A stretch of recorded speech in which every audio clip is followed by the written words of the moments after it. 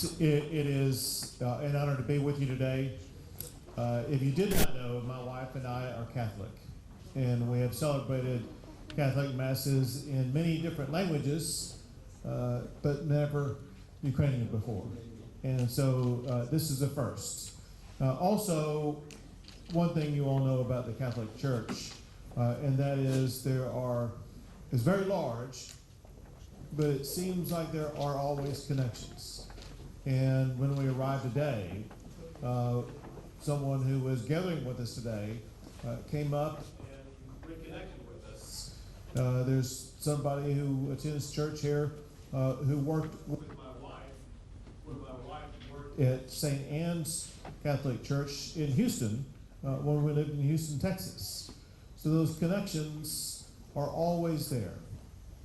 Just as there are people in this church today who have extraordinary connections with the people in Ukraine and what's going on in Ukraine.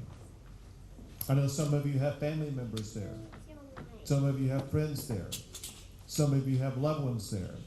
Some of you have the rich history of connection there. And no one can truly understand the magnitude of the pain that some of you are going through right now. It is unjust. If I dare say it is evil, what is happening in the Ukraine right now. As Father said, Ukraine is a very peaceful country and peaceful people. God has graced and shined upon the people of Ukraine. There is no reason, no just reason, why Ukraine is invaded. It is horrifying that the people of Ukraine are being bombed and assaulted and destroyed and killed the way they are. But there's one thing that we all know here. There's one power greater than any enemy that exists on earth. And that power is God.